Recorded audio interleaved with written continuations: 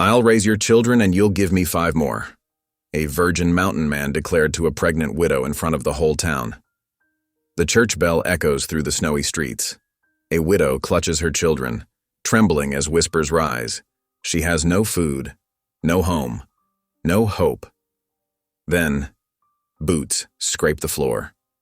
A giant mountain man, awkward and untested, stands tall and declares words so shocking the room falls silent. I'll raise your children, and you'll give me 5 more. But what begins as a promise of protection quickly turns into a fight for survival. A railroad man arrives with papers that could steal her land. A half-burned deed hides a secret only a tribal elder can confirm. And as storms rage, her life, and the life of her unborn child, hangs in the balance. Is this vow the beginning of redemption, or the end of them all? Drop a comment below and share which part of the world you're tuning in from today. If you enjoy stories like this, don't forget to subscribe for more. The church fell so quiet that Cora could hear the winter wind whistling through the gap under the door. Her 3 children pressed closer against her skirts as dozens of eyes fixed on William's towering form. The mountain man stood awkwardly near the back pew, his massive shoulders hunched as if trying to make himself smaller. His thick beard couldn't hide the flush creeping up his neck. "I ain't one for fancy words," William continued, his deep voice carrying to every corner of the church. "But I got a warm cabin, plenty of game meat stored, and fields ready for spring planting." He shifted his weight, boots creaking on the wooden floor. "The good book says we're to care for widows and orphans. That's plain enough for any man to understand." Cora's hands trembled as she gripped her shawl tighter. The audacity of this stranger to propose marriage so boldly in front of the entire town. Yet there was something in his direct gaze that spoke of honest intention rather than mockery.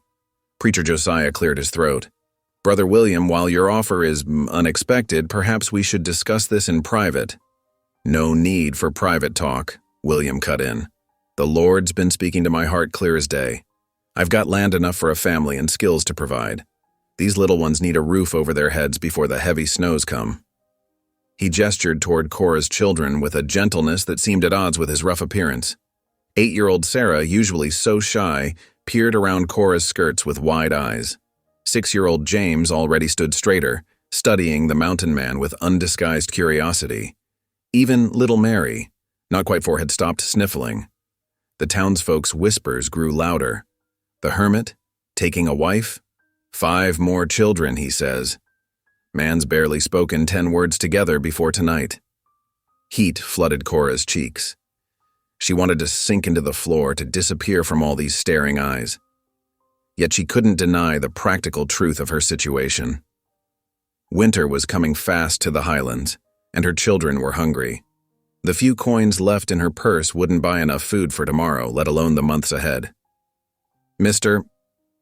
William," she managed, her voice barely steady. "I appreciate your generous offer, but I hardly know you, and my children need a father." William finished simply. "I ain't claiming to replace the man they lost, but I made a promise to your husband, ma'am, the day before that accident. Said I'd look after his family if anything happened." His voice grew rougher. "I failed him once, letting him go out on those logs alone. Won't fail him again." Cora's breath caught. This was the first she'd heard of any promise. She studied William's face, searching for signs of deception, but found only raw honesty and what looked like deep shame in his eyes. Preacher Josiah stepped forward, his weathered face thoughtful. "Sister Cora, while this is unusual, I've known William for 5 years now. He's a man of his word, and his faith runs deep, though he's not one for showing it much." The preacher's kind eyes met hers. "The choice is yours, of course, but I believe his offer comes from a pure heart." The lamplight flickered across the worried faces of her children. Sarah's thin shoulders, James's patched coat, Mary's worn shoes. Every detail screamed of their desperate situation. And now this mountain man, this stranger who'd barely spoken to anyone in Tanamon, was offering them shelter, food, and a future. "The Lord works in mysterious ways," someone murmured from the crowd. William took a step closer, then seemed to think better of it. "I know it ain't proper, speaking of such things here. But winter's coming fast and there's no time for proper courting. I've got respect for you, ma'am, and for these little ones. Won't never raise a hand to them, won't speak harsh words, just offering what I can, a home, protection, and my word before God to be a faithful husband." Cora's mind whirled. The practical side of her saw the sense in it. A strong man willing to provide, land ready for farming, a secure future for her children.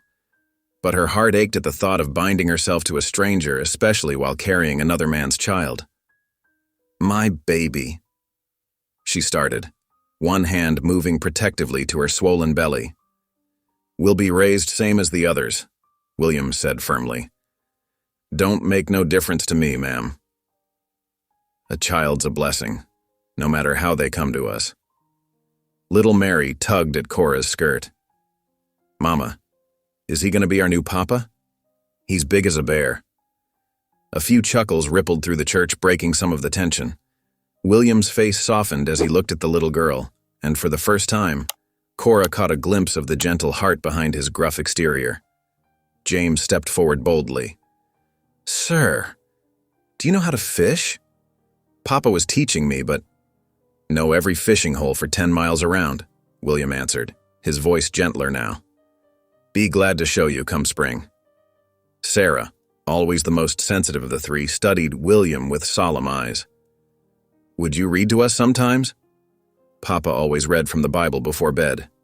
Something like pain crossed William's face. "Truth is, I ain't much good at reading, but I'd learn if you'd help teach me. Reckon we could learn together." The simple honesty of that admission touched something in Cora's heart. This wasn't a man putting on airs or making empty promises. He was offering what he had, acknowledging what he lacked, and willing to grow for the sake of her children.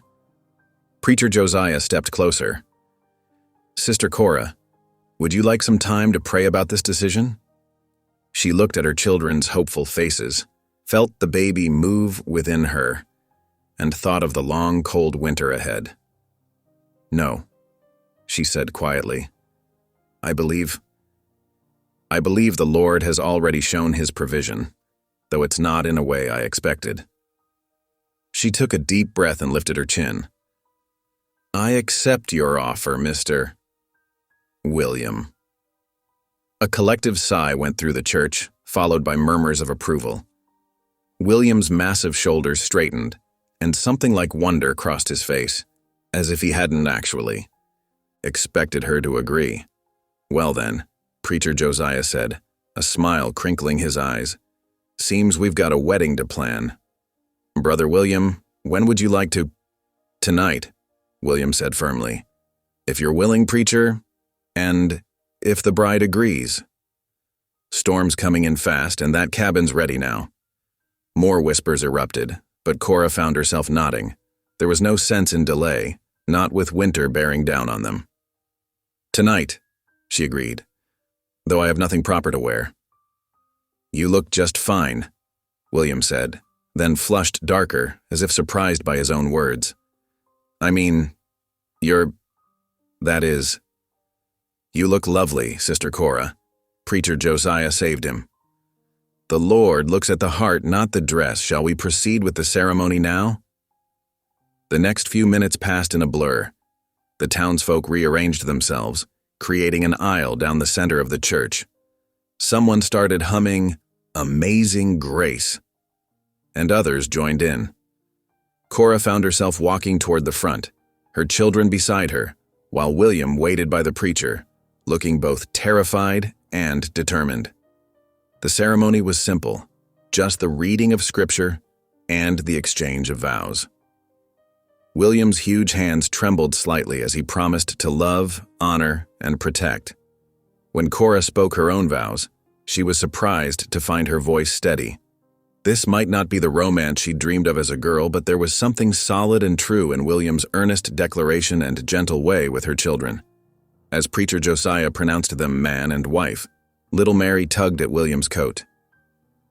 "Can I ride on your shoulders?" Papa used to let me. William's eyes grew suspiciously bright. Without a word, he bent down and lifted the little girl up, settling her carefully on his broad shoulders. Mary squealed with delight, and for the first time that evening, a real smile broke through William's beard. The sight of that smile, and the joy in her daughter's face, eased something in Cora's heart. This wasn't the end she'd imagined when she'd arrived in Pine Bluff that morning, desperate and afraid, but perhaps it was the beginning God had planned all along. Cora burst through the church doors, the cold night air hitting her flushed cheeks. The frost-laden wind whipped at her shawl as she strode across the packed snow, her children hurrying to keep up with her determined pace. "How dare you!" She whirled to face William as he emerged from the church, his massive frame ducking through the doorway. "How dare you make such a declaration before the whole town?" As if I were some commodity to be claimed. William stood in the lamplight spilling from the church windows, his hat clutched in his huge hands. Snow collected on his broad shoulders as he struggled to find words. "Ma'am, I didn't mean—" "Mama, I'm cold," little Mary whimpered, pressing against Cora's skirts. The wind had picked up, carrying more snow on its bitter edge. William took a hesitant step forward. "Please let me explain. Your husband, Tom, he was my friend, my only real friend out here." Cora's anger faltered slightly at the raw pain in his voice. "Tom never mentioned—" "We worked the lumber together for 3 years," William continued, his deep voice rough with emotion. "The day before that accident, we were setting up camp. He spoke about you and the little ones, about the baby coming. Made me promise that if anything happened—" He swallowed hard. "Made me swear I'd look after his family." Cora stared at him, her mind spinning. "He never told me of any promise. Reckon he didn't think he'd need it." William's shoulders slumped. "I should have been there that day. Maybe if I hadn't taken sick, been laid up in my cabin." James, her oldest, stepped closer to William. "You knew our papa?" "Yes, son. He was a good man, taught me about family, about having faith." William's eyes met Cora's. "I've been watching from afar since it happened, wanting to help but not knowing how. Then today, seeing you standing there in church—" He shook his head. "I prayed for courage and the words just came out. Wasn't planned." Sarah tugged at her mother's sleeve. "Mama, my feet are freezing." Preacher Josiah appeared in the church doorway, his breath visible in the cold air. "Sister Cora, might I have a word?" She hesitated, then nodded, following him a few steps away while William awkwardly entertained the children by showing them how his beard had collected snowflakes. "I understand your reaction," the preacher said quietly. "It's a shocking proposal, delivered in an unorthodox way. But I've known William since he first came to these parts. He's a man of deep faith, though he struggles to show it. And he's telling the truth about his friendship with Tom. But marriage," Cora whispered, "to a man I barely know?" "The Lord works in mysterious ways," Josiah reminded her gently. "Sometimes his provision comes in unexpected packages. William has a solid cabin, good land, and a heart that's been waiting to serve a family. At least consider accepting his shelter for tonight. The storm's getting worse." As if emphasizing his words, a fierce gust of wind drove snow into their faces. Mary started crying, and even James was shivering visibly now. Cora closed her eyes briefly, weighing her pride against her children's needs. "Mr. William," she called, turning back to him. I cannot accept your proposal, not like this. But if you're willing to offer us shelter for the night until I can decide what to do next." Relief flooded William's weathered face. "Yes, ma'am. Got plenty of room. And I'll sleep in the barn, of course." "Got your wagon ready?" a voice called. Old Mr. Peterson led his team around the corner of the church, a wagon already loaded with hay for warmth. Figured you might be needing it. William helped them all into the wagon bed, making sure the children were well wrapped in the blankets he'd brought. The ride through the darkness was silent except for the creak of wheels and the occasional snuffle from Mary, who had finally stopped crying and now watched the snow swirl in the lantern light with sleepy fascination. The road wound higher into the pines, leaving the lights of Pine Bluffs behind. After what seemed like hours but was probably only 30 minutes, William turned the team onto a narrower track. Through the falling snow, Cora made out the shape of a substantial cabin, larger than she'd expected. Smoke curled from the stone chimney, and a warm glow showed through the oiled paper windows. Martha Peterson came up earlier, William explained gruffly as he helped them down. Said she'd get a fire going and leave some soup warming. Inside, the cabin was clean but sparse, with the unmistakable feel of a bachelor's dwelling. A fire blazed in the hearth, and the promised soup pot hung nearby, filling the space with a savory smell that made the children's stomachs growl audibly. While William took care of the team, Cora explored their shelter. The main room held a solid table, some benches, and a collection of handmade wooden chairs. Rifles hung on pegs, along with an impressive array of tools that spoke of their owner's self-sufficiency. A door led to a smaller room with a bed, the only one she could see. Found some bread, William said, returning with a cloth-wrapped loaf. It's a mite stale, but we can toast it, Cora said automatically, already moving to the fire. The familiar task helped settle her nerves. Children, come warm yourselves while I prepare supper. The little ones crowded close to the hearth, their eyes wide as they took in their surroundings. James was particularly fascinated by William's rifles. Did you make all these tools yourself? He asked as William hung up his snow-covered coat. Most of them, William answered, seeming more at ease with the boy's straightforward curiosity than he had been with adult conversation. That drawer knife there, that's for shaping wood, and that's a special axe for scoring logs, makes them fit together tight for building. While Cora sliced the bread and set it to toast on a flat stone by the fire, Sarah discovered a shelf of pine cone decorations. Did you make these too? No, those were... William cleared his throat. Those were your pa's work. He'd make them during lunch breaks, said they reminded him of you children. Cora's hands stilled on the bread knife. She remembered those pine cones, how Tom would bring them home proudly, how the children would help him paint them with berry juice. Soup's ready, she said quickly, blinking back tears. James, help your sisters wash up at the basin. The makeshift meal was simple. Soup, toasted bread, and some dried apples William produced from a barrel. But to the hungry children, it was a feast. Even Mary, usually the pickiest eater, cleaned her bowl. There's a proper bed in that room, William said when the meal was done. For you and the little ones. I'll bed down in the barn.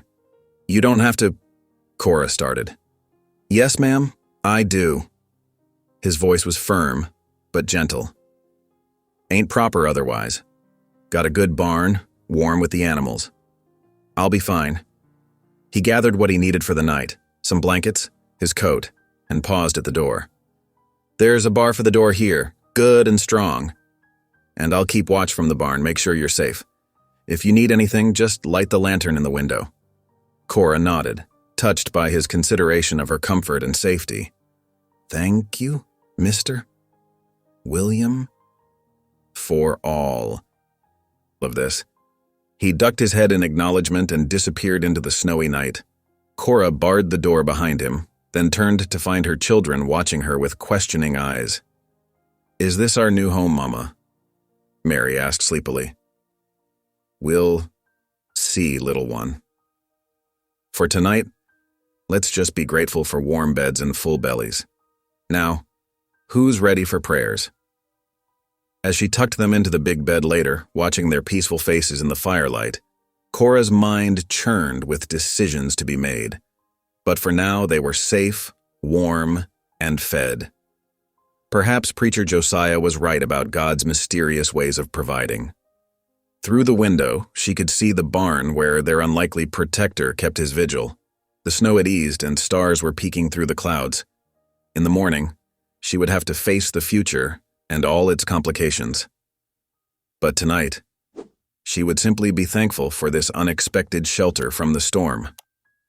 The first rays of sunlight crept through the oiled paper windows, finding Cora already awake.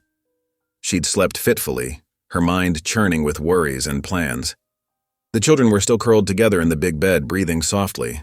Little Mary had kicked off her blanket in the night, and Cora gently tucked it back around her. The cabin looked different in the morning light. What had seemed merely sparse the night before now revealed itself as decidedly untidy. Dusty corners harbored cobwebs, and the hearth needed sweeping. The dishes from their simple supper still sat unwashed. "Time to rise, children," she called softly, moving to stir the banked coals. "There's work to be done before breakfast." James groaned, but sat up, his hair tousled. Sarah blinked sleepily while Mary burrowed deeper under her blanket. "Can't we sleep more, Mama?" Sarah pleaded. "Mister, William has given us shelter," Cora reminded them. "The least we can do is help keep his home tidy." "James, fetch water from the pump.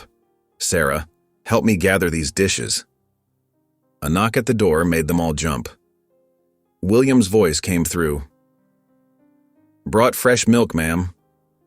"And some eggs from Peterson's place." Cora unbarred the door to find him standing awkwardly on his own threshold, a pail in one hand and a basket in the other. His eyes widened as he took in the sight of James already sweeping, Sarah gathering dishes, and even little Mary helping to shake out a rag rug. "You didn't need to." He started, then stopped, his weathered face reddening. "Place is a mighty mess. Been meaning to clean, just never." "It's no trouble," Cora assured him, taking the milk and eggs. "We're happy to help, aren't we, children?" The little ones nodded, though Mary was more interested in peering into the milk pail than in her assigned task of rug beating. William lingered in the doorway, watching them work with a mixture of embarrassment and wonder. "Never thought to air the bedding regular-like," he admitted, as Cora stripped the unused bed in the main room. "Bachelor ways, I reckon." "Well, now you have help," Cora said, then caught herself. She hadn't meant to imply they were staying beyond today. The awkward moment stretched until James broke it by asking William to show him how to work the pump properly. The morning progressed steadily. Under Cora's guidance, the cabin began to transform. Fresh air swept through opened windows, carrying out the musty bachelor smell. The hearth gleamed, the floors were swept, and even the cobwebs retreated to the highest corners. William had just returned from showing James how to stack firewood when the first wagon arrived. Mrs. Peterson and her daughter Clara climbed down, carrying covered dishes that did nothing to disguise their obvious curiosity. "Thought you might need some breakfast," Mrs. Peterson announced, pushing past William into the cabin. She stopped short at the sight of the cleaned interior. "Well, now, you've been busy." Clara's eyes darted between Cora and William. "Mama, shouldn't we be getting back?" Pa said. "Your pa said to check on them, and that's what I'm doing." Mrs. Peterson set her dish down with more force than necessary. "Though I must say, Sister Cora, there's talk in town about the propriety of this arrangement." Cora's hands stilled on the dish towel she'd been folding. "We're grateful for Mr. William's Christian charity in our time of need." "Charity's one thing, but a widow alone with a man." Clara's whispered words carried clearly in the small cabin. "People are saying—" "Ain't nothing improper happening here," William interrupted, his deep voice rough with emotion.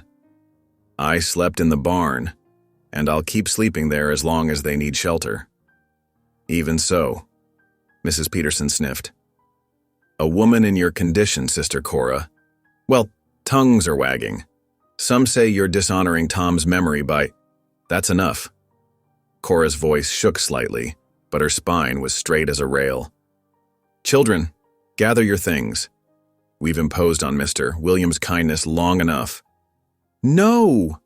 The word burst from William like a gunshot. Everyone froze, even little Mary, who'd been playing contentedly with a wooden spoon. "Please, there's something you need to know." Something I should have said last night. Mrs. Peterson and Clara exchanged gleaming looks, but William seemed beyond caring about their presence. His big hands worked at his hat brim as he struggled to find words. That day Tom drowned. It wasn't just an accident. I was supposed to help him with those logs, but I was running late, checking my trap lines one last time before winter, if I'd been there like I promised. His voice broke. Your husband was my only real friend in this world, ma'am. When I finally got there and saw what happened, I made a vow right then. Said I'd look after his family if they ever needed it. Weren't just guilt speaking, though there's plenty of that. It was friendship too, and knowing what Tom would have wanted. The silence that followed his confession was absolute. Even the gossiping neighbors seemed struck dumb. Cora's face had gone pale, one hand pressed against her swollen belly as if to steady herself. "Why didn't you tell me this before?" she whispered. "Shame, I reckon. And fear you'd hate me for it. Wouldn't blame you if you did." William stared at the floor. "But I had to tell you now before you leave." Had to make. You understand, this ain't about propriety or what folks might say. It's about keeping my word to a friend and doing right by his family.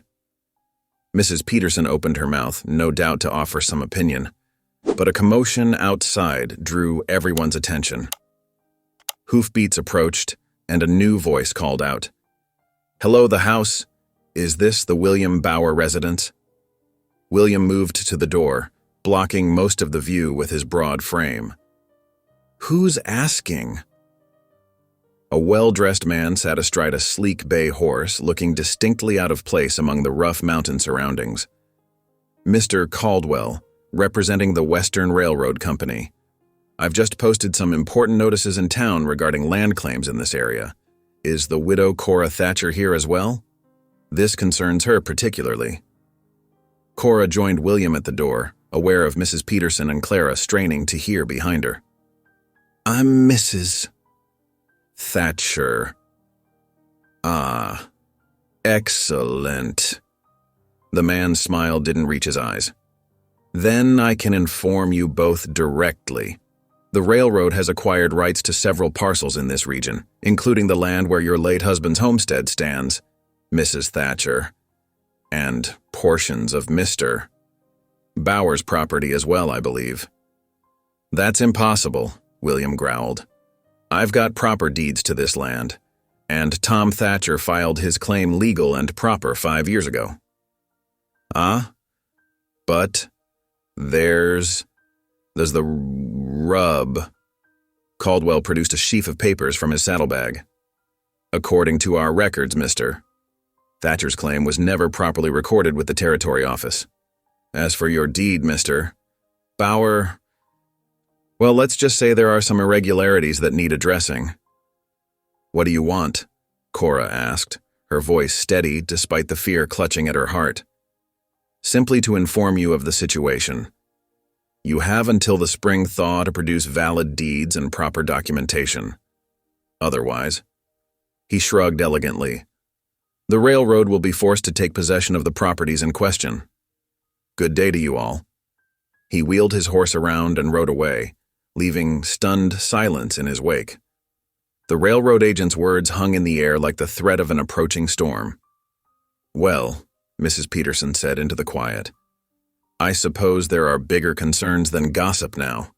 William's hand found the doorframe, gripping it until his knuckles showed white. "We'd better get that firewood stacked," he said finally. "Winter's coming on hard, and we've got work to do." Cora watched him stride toward the woodpile, her mind racing. The homestead papers. She remembered Tom saying he'd filed them, remembered his pride in making everything legal and proper. But where were they now? And what would happen to her children if she couldn't find them? The baby kicked inside her, as if sensing her distress. One hand pressed to her middle, the other clutching the doorframe where William's hand had been. Cora faced the morning sun and prayed for strength. They had until spring thaw to prove their claims. Somehow they would find a way. After the railroad agent's unsettling visit, the evening settled heavily around William's cabin. Cora sat cross-legged on the floor beside her husband's old chest, its weathered wood scarred from years of travel. The children were finally asleep, their quiet breathing a counterpoint to the crackling fire. "I know Tom kept everything important in here," she murmured, mostly to herself. William hovered nearby, his massive frame casting long shadows in the lamplight. The chest's hinges creaked as she lifted the lid. The familiar smell of leather and pine tar rose up. Tom's smell. Her throat tightened as she began removing items one by one. His extra shirt, still folded the way she'd done it last spring. The good boots he'd saved for church. A tintype of their wedding day, her face young and hopeful beside his proud smile. "There should be papers at the bottom," she said, voice catching. "He always said he'd filed everything proper and legal." William knelt beside her, careful to keep a respectful distance. "Take your time, ma'am. Ain't no rush tonight." But as she reached the bottom of the chest, her movements grew more frantic. Letters from back east. A dried flower from their courtship. A child's first shoe. But no deed. No land claim papers. "They have to be here," she whispered. Her hands trembled as she lifted the chest's leather lining. Underneath, stuffed in the corner, she found several folded papers, their edges charred and brittle. "What's that?" William asked, leaning closer. Cora carefully unfolded the damaged documents. Faint ink showed through the burned portions, official-looking script barely legible in the lamplight. "These might be, but they're half destroyed. I can make out Tom's name, and something about the property lines, but—" Her voice broke as hope slipped away. William's big hand came to rest on the chest's edge. "We ain't beaten yet, Mrs. Thatcher. I made a promise to help, and I aim to keep it. Them children won't be turned out while I draw breath." She looked up at him then. Really looked. His face was earnest in the firelight, concern etched deep in the lines around his eyes. The same eyes that had sparked with joy that afternoon, teaching little James to whittle. "Those poor babies," he continued, glancing toward the sleeping children. "They've lost enough already. We'll fight this railroad fellow. Find a way to prove your claim." Cora carefully refolded the burned papers. "But how?" "First light tomorrow, we'll ride to see Preacher Josiah. If anyone knows about land matters hereabouts, it'll be him." The next morning dawned clear and cold. William hitched his wagon while Cora bundled the children in every blanket they could spare. The road to town was rough, but William handled the team carefully, mindful of his precious cargo. They found Preacher Josiah in his small study behind the church, surrounded by books and papers. His weathered face creased with concern as Cora showed him the damaged documents. "Troubling business? This railroad claim," he said, adjusting his spectacles to examine the charred papers. "But there might be hope here. See this mark?" He pointed to a faint symbol in one corner. "That's a tribal agent's stamp. Sometimes in the early days, settlers would file their claims through the Ute agent instead of waiting for county clerks to make their rounds." "What does that mean for Mrs. Thatcher's claim?" William asked, standing straight-backed by the door. "If Tom did file through the tribal agent, there should be a record. Might still be valid if we can get it confirmed." The preacher stroked his chin thoughtfully. "Would take some doing, mind you. Have to track down the right agent, make sure all the proper authorities acknowledge it." Hope flickered in Cora's chest, but uncertainty tempered it. "How long would that take?" "Hard to say, but you've got until spring thaw, according to that railroad fellow. Might be enough time if we're diligent." He looked between them, his kind eyes serious. "You'll need to work together on this. Support each other." As they left the preacher's study, voices drifted up from the church steps. A group of townswomen stood gossiping, their words carrying clearly in the crisp air. "Did you hear how he proposed? Right there in church, bold as brass. No proper courtship, no asking her family's permission. Well, what do you expect from a mountain hermit? Probably never spoke to a woman before in his life. Such a crude way of putting things. Give me 5 more children.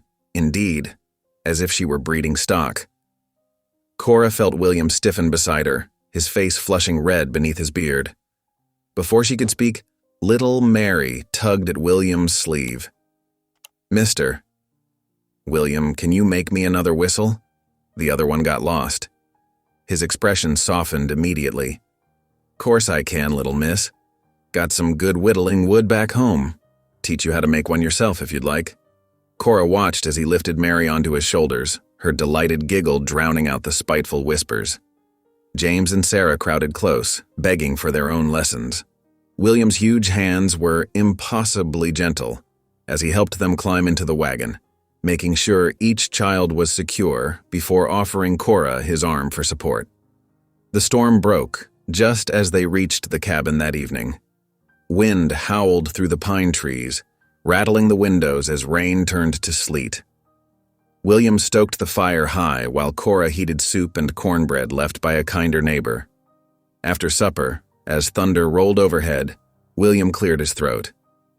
"Reckon we could use some comfort tonight. My ma always said prayer helps in troubled times." He looked uncertain, almost shy.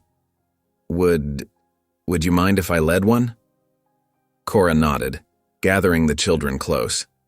They knelt together by the hearth, its warmth holding back the storm's chill. "Dear Lord," William began, his deep voice hesitant but sincere. "We thank you for this shelter and for bringing us together in our time of need. Please guide us in the days ahead. Help us prove Mrs. Thatcher's claim right and proper." He paused, struggling for words. "And Lord, help me be worthy of the trust you've placed in me, to care for these little ones and their ma. Amen." "Amen," the children echoed. Even little Mary joined in, though she was more interested in the wooden whistle taking shape under William's careful knife. Cora watched him work, his big hands moving with surprising delicacy as he carved. The same hands that had built this cabin felled trees, worked leather, now crafting tiny toys to make children smile. Perhaps the gossips were right about his social awkwardness, but they were blind to what mattered most: his steadfast heart, his gentle spirit, his determination to honor his word. The half-burned papers lay on the table, a reminder of their precarious situation. But as the storm raged outside and her children nestled safe and warm around William's feet, Cora felt something shift inside her. The mountain man they mocked as a virgin hermit had become their shelter in more ways than one. Whatever came next, they would face it together. Dawn broke over a transformed landscape. The storm had left everything buried under thick blankets of pristine snow. Icicles hung like crystal daggers from the cabin's eaves, catching the pale winter sunlight. Cora stood at the window, one hand pressed against her swollen belly, watching William check the horses. Her mind was made up. "We have to go to the reservation," she announced when he stomped back inside, shaking snow from his boots. "I need to speak with the Ute elders myself." William's brow furrowed with concern. "It's dangerous traveling in your condition, ma'am. The trail will be treacherous after this storm." "I won't sit here waiting while our future hangs by a thread," Cora replied firmly. "These children need a home, and that deed is our only hope. I'm going, with or without you." William's shoulders slumped in resignation. "Then we'd best prepare proper. It's 3 days' journey in good weather, likely longer in this snow." They spent the morning gathering supplies. William packed extra blankets, dried meat, coffee, and hardtack. He checked the wagon's wheels and reinforced the canvas cover while Cora prepared food for the journey. The children bounced with excitement, having never traveled so far before. "Now listen here," William told them as he helped them into the wagon. "This ain't no pleasure trip. You mind your ma and stay wrapped warm." He tucked the blankets around them with careful attention, making sure not a draft could reach them. The wagon creaked as they set out, the horses' hooves breaking through the crusty snow. William handled the reins with practiced ease, choosing the safest path through the drifts. The children's eyes were wide with wonder at the glittering wilderness around them. "Look there," William said, pointing to marks in the snow. "Them's deer tracks. See how they're paired with the back feet landing where the front feet were?" James leaned forward eagerly. Can you teach us more about tracking, Mr. William? Reckon I can. William's face softened with pleasure. Tracking's right useful out here. Helps you read the story of what's happened even when you didn't see it yourself. Throughout the day, he turned their slow journey into a lesson in frontier craft. He showed them how to tell which way was north by looking at tree moss, how to spot sheltered places where animals might den, how to judge if ice was thick enough to cross. When they stopped to make camp that evening, William demonstrated how to build a fire. That would survive the wind. See how I'm laying these twigs, he explained, arranging kindling in a careful pattern. Gotta give the flame room to breathe, but keep it protected too. The children gathered close, absorbing every detail. Even little Sarah helped collect small sticks, proud to contribute. Cora watched from beneath the wagon's canvas, warming her hands on a tin cup of coffee. There was something touching about the way William shared his knowledge, his gruff voice gentling as he explained each step. That night, after the children were asleep in the wagon's bed, Cora heard William's deep voice rumbling in prayer. She peered out to see him kneeling in the snow, head bowed beneath the star-filled sky. Lord, he whispered, give me strength to protect these little ones and their ma. Show me the way to help them keep their home.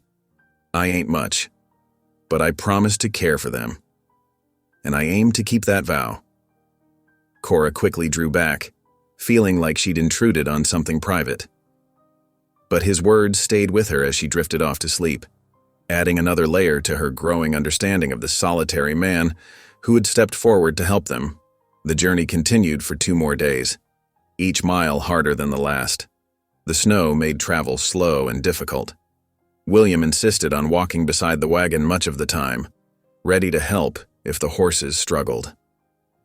He kept the children's spirits up with stories and lessons, teaching them to spot rabbit trails and identify bird calls. On the 3rd afternoon, they finally approached the reservation. A wooden army fort stood guard at its borders, American flags snapping in the winter wind. As their wagon drew near, a stern-faced officer stepped out to meet them. "Halt," he commanded, hand resting on his pistol. "State your business." "Name's William Blackwood," William replied calmly. "Escorting Mrs. Thatcher and her children. We've come to speak with the tribal elders about a land deed matter." The officer's eyes narrowed. "This is government property.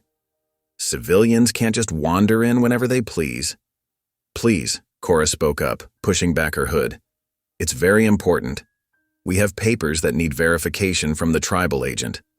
Before the officer could respond, an elderly native woman emerged from behind the fort's walls. She moved with deliberate grace, her silver hair bound in traditional braids, her bearing regal despite her advanced years. "I heard voices," she said in clear English. "Who comes to visit on such a cold day?" "Grandmother Nietzsche," the officer acknowledged with reluctant respect. "These people claim they're here about some land papers." The old woman's keen eyes studied them. "Your name?" she asked Cora. "Thatcher, ma'am. My husband was Thomas Thatcher." Recognition flickered across Grandmother Nietzsche's weathered face. "Ah, yes, the quiet man who spoke fair and kept his word. Come inside, out of this wind. Bring the little ones." The officer started to protest, but Grandmother Nietzsche silenced him with a look. "These are my guests now. The old agreements give me that right." She led them to her lodge, a sturdy structure that combined traditional design with frontier adaptations. Inside it was warm and welcoming, with a central fire pit and colorful woven blankets on the walls. She gestured for them to sit on cushions near the fire. "Your husband?" she said to Cora. "He understood the importance of respect between peoples. Not many settlers took time to learn our ways or honor our traditions." She accepted a tin cup of coffee from William with a gracious nod. "Now, show me these papers you've brought." With trembling hands, Cora withdrew the half-burned documents from their oilskin wrapping. Grandmother Nietzsche examined them carefully in the lamplight, her expression grave. "Yes," she said finally. "I remember this day. I was there when this was signed, 20 seasons ago. Your husband and our agent made this agreement before witnesses, both tribal and settler." She pointed to a faint mark on the paper. "This is my own mark here, saying I witnessed it done proper and fair." Hope surged in Cora's chest. "Then, the deed is valid?" "By both your law and ours," Grandmother Nietzsche confirmed. "The land was traded fairly, with respect to our ancient waters rights." "Your husband made sure of that?" She looked up at Cora with knowing eyes. "You carry his child?" Cora nodded, touching her belly. The old woman smiled. "Good. A new life to carry on his way of dealing fair between peoples." She reached for a piece of clean paper and a pen. "I will write out my testimony about this deed. The army officers respect my word in these matters. I am keeper of the old agreements, the one who remembers." William sat silently through this exchange, but his presence was steady and reassuring. When Grandmother Nietzsche finished writing, he cleared his throat. "We're much obliged, ma'am. Don't know how to thank you proper." "Care for this family," she replied simply. "Honor the agreements as Thomas Thatcher did." "That is thanks enough." She turned back to Cora. "Stay the night here. The children are tired, and the trail will be no easier in the dark." That evening, as the children slept, wrapped in borrowed ute blankets, Cora watched William help tend the lodge's fire. His big hands were gentle as he added wood, careful not to disturb the cooking pots. Grandmother Nietzsche observed him too, her ancient eyes missing nothing. "This man," she said softly to Cora, "he carries much weight in his heart, but his spirit is strong, like an old cedar that bends with the storm, but does not break." She smiled. "Sometimes the Creator sends us help in unexpected forms." Cora looked at William's broad back, remembering his quiet prayers in the snow, his patient teaching of her children, his unwavering support since that first night in the church. "Yes," she whispered. "Sometimes he does." Dawn broke over the reservation in streaks of pale gold and rose. Frost sparkled on the lodge poles as the Ute elders gathered, their faces solemn in the early light. Grandmother Nietzsche had called them together, and now they sat in a circle passing the damaged deed from hand to hand, examining it with careful attention. Cora sat between William and her children, trying to still her trembling hands. The lodge was warm from the morning fire, but her nerves made her shiver. Everything depended on their judgment.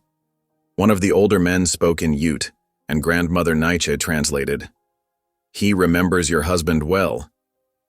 Thomas Thatcher came in the season of ripening berries, seeking to make fair trade for water rights. Another elder nodded, pointing to a particular mark on the paper. His weathered fingers traced the faded ink as he shared his memory, which Nietzsche again interpreted. "Your husband understood our ways. He knew water was sacred, that it must be shared with wisdom. He traded fairly, tools, blankets, medicines. But more important was his respect. He listened to the old stories, learned the proper ways to honor the springs." William shifted beside Cora, his big frame awkward on the ground cushions. The children pressed close against him, sensing the importance of the moment. Little Sarah had fallen asleep against his side, her small hand clutching his coat. Grandmother Nietzsche held up the damaged deed. "Though fire has eaten part of this paper, the truth it speaks remains whole. The marks here," she indicated several spots, "these are the witnesses. My mark, the mark of our agent, the marks of 3 elders who have since walked the spirit path. By our law and yours, this deed stands binding." Relief flooded through Cora so strongly she felt dizzy. William's hand found her shoulder, steadying her. "There is more," Grandmother Nietzsche continued. "A deed is paper, but the land is living. It knows those who respect it. She rose, moving with dignified grace to stand before Cora. You carry new life, a child of two people's promises. Let me bless this one. Cora looked up at the old woman, tears blurring her vision. I would be honored.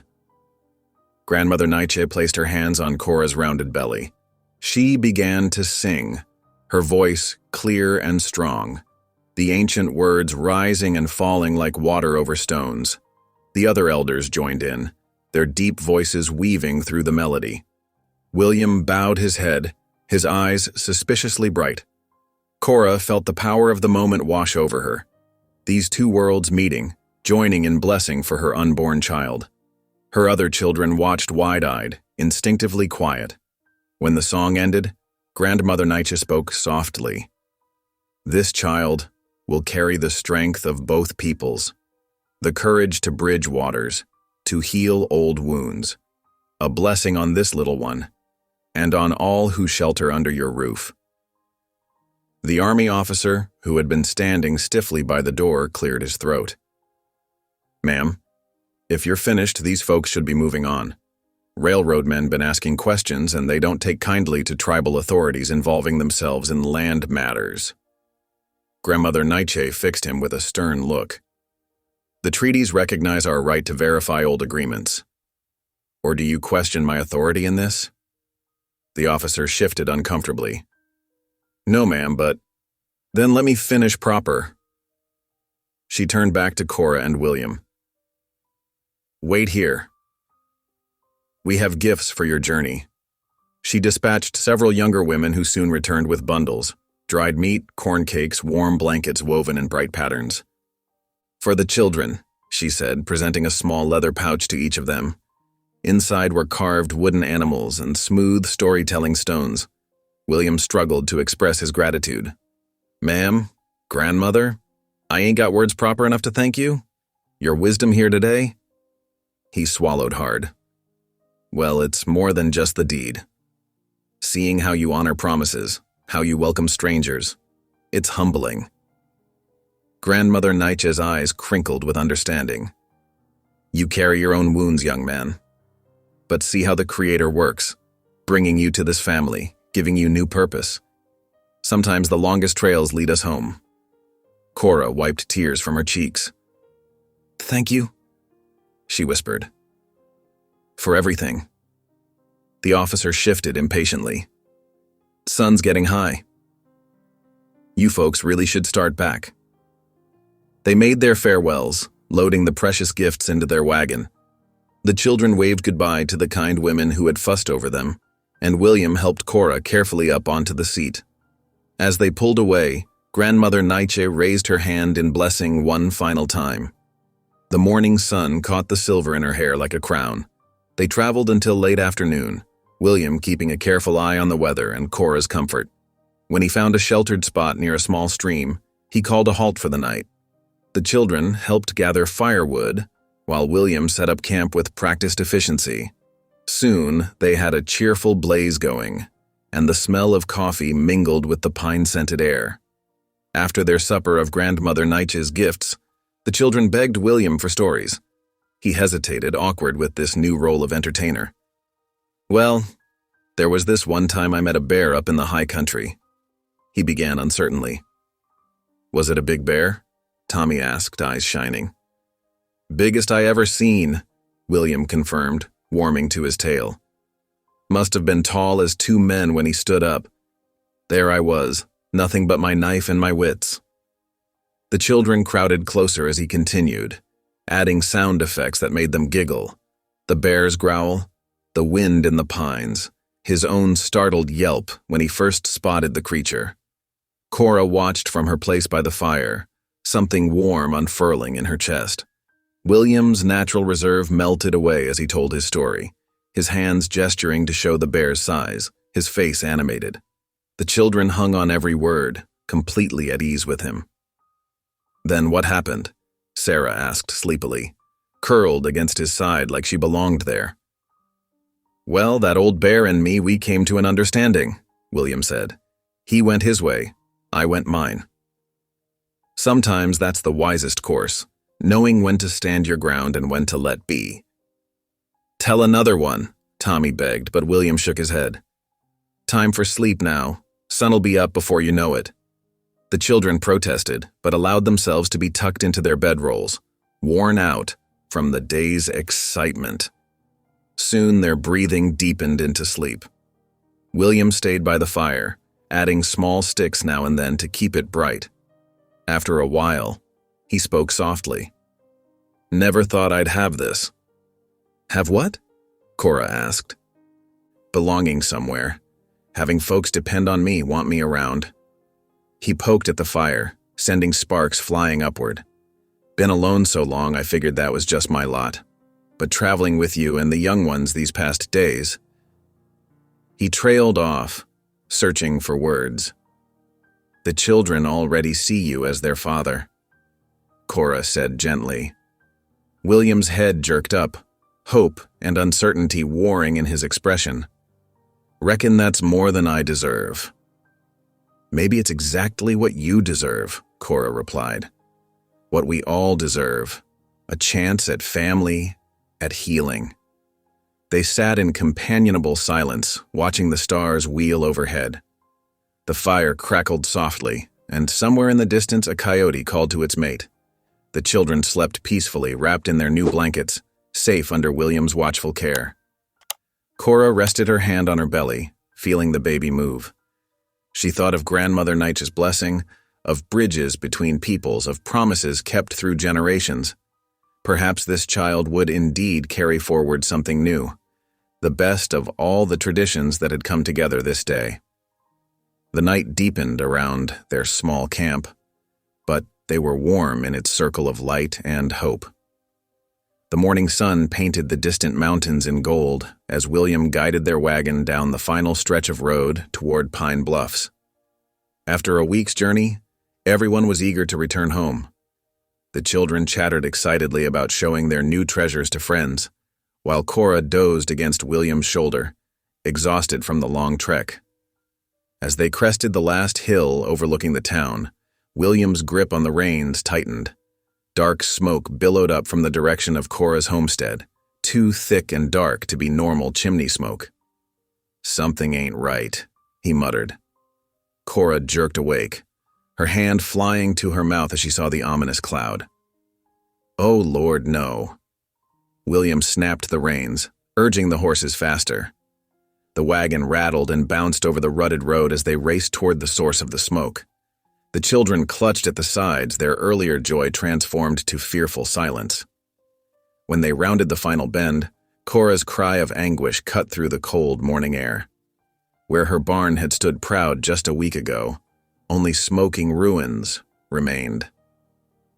The fencing lay scattered and broken, with no livestock in sight. 2 unfamiliar horses were hitched outside her cabin, and strange men lounged on her porch as if they owned it.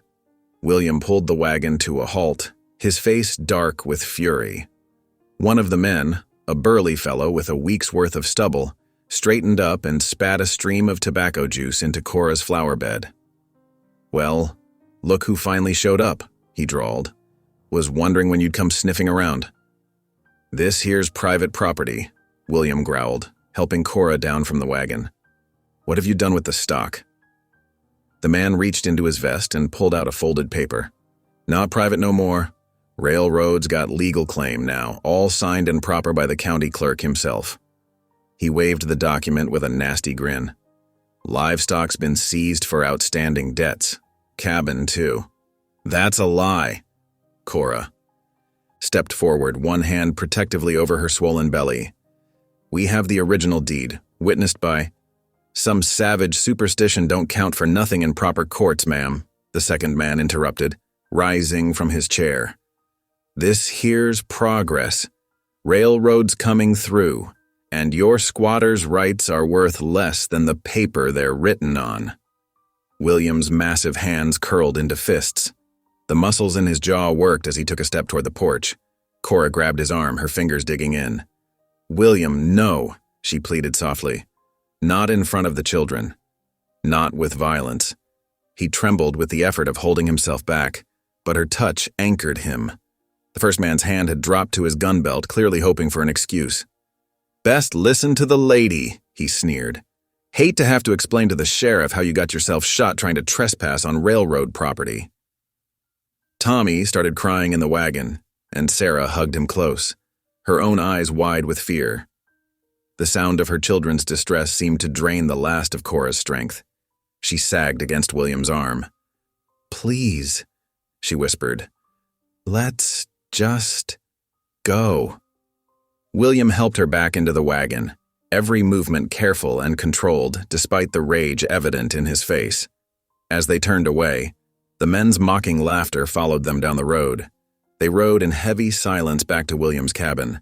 The children's earlier excitement over their gifts from the Ute had vanished, replaced by confused hurt. Even little James, usually bubbling with questions, stayed quiet. Inside the cabin, Cora moved like a sleepwalker, helping the children settle in. But when William brought in the last of their bags, he found her standing in the middle of the room, tears streaming down her face. "I must be cursed,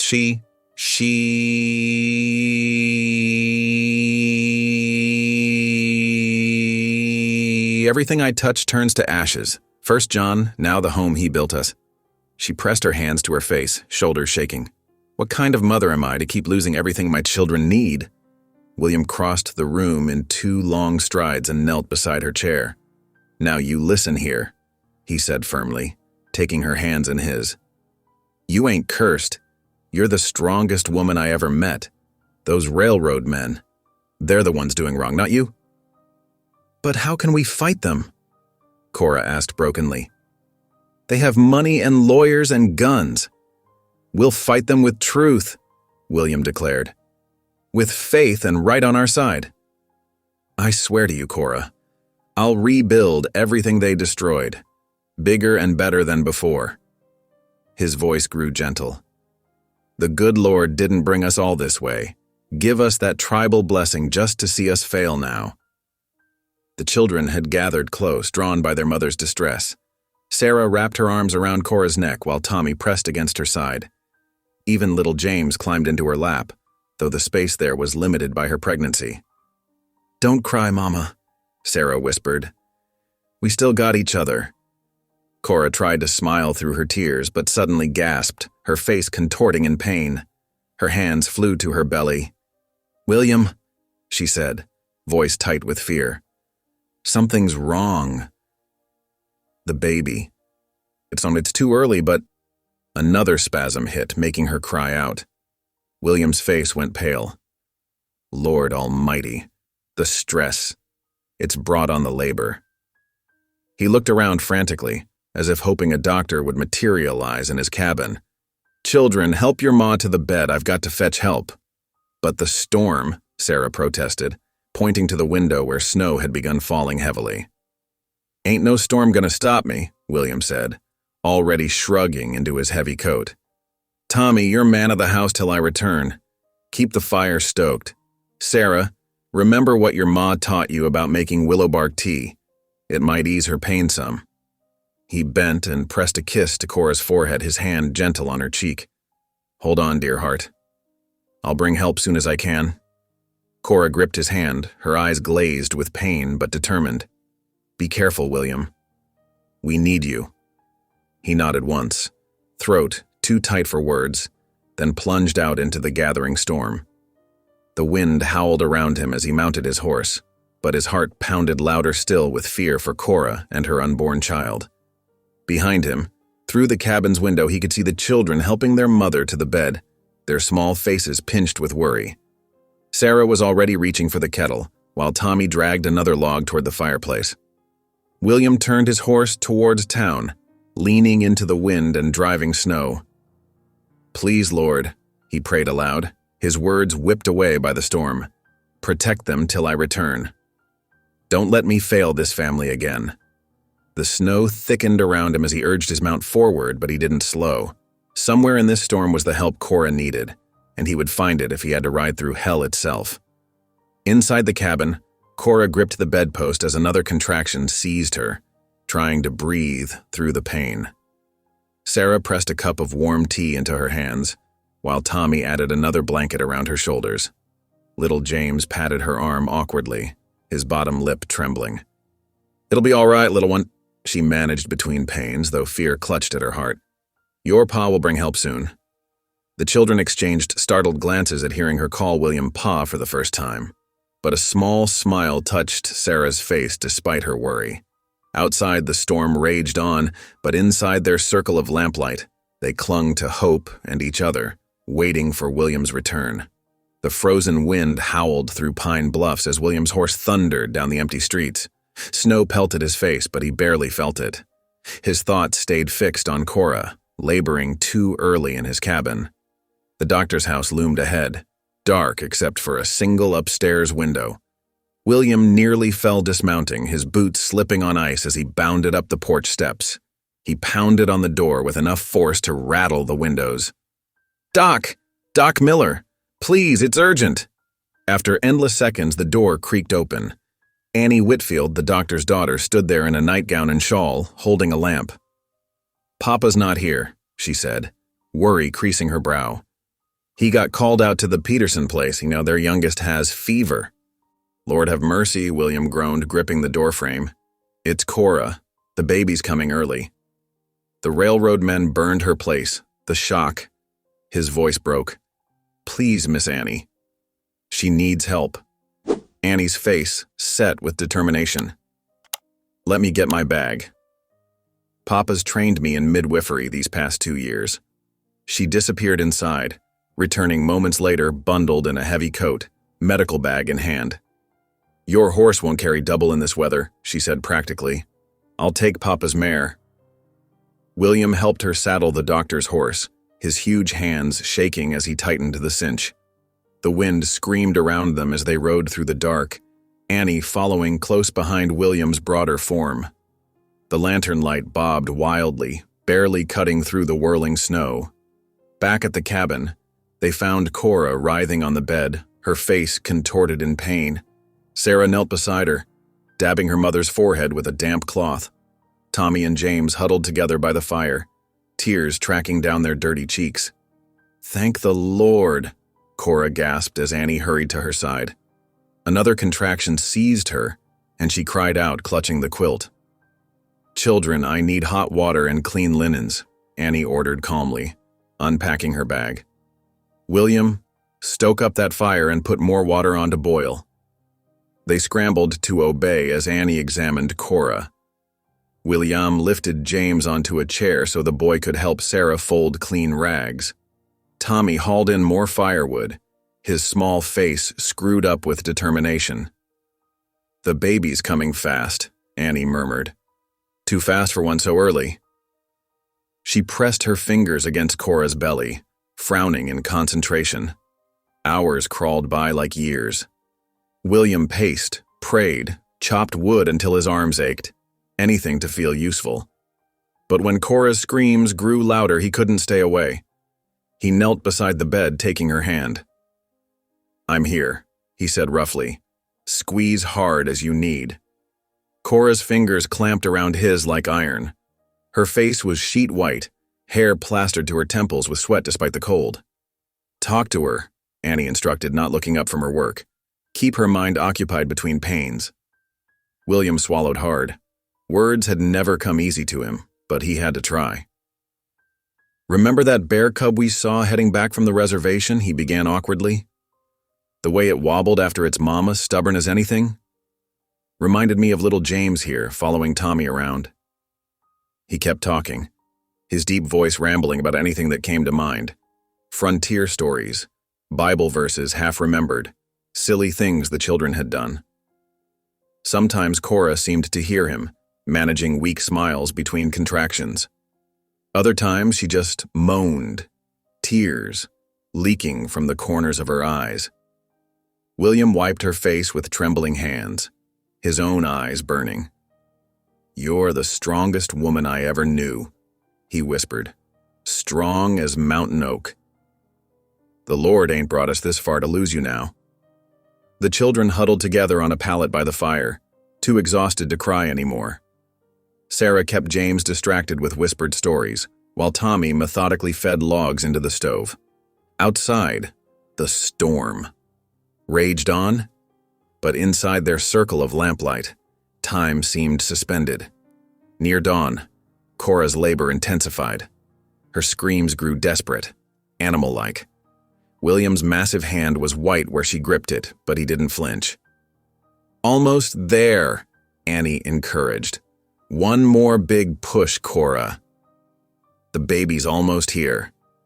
Cora gathered her remaining strength. With a final rending cry, she bore down. William held his breath, praying harder than he ever had in his life.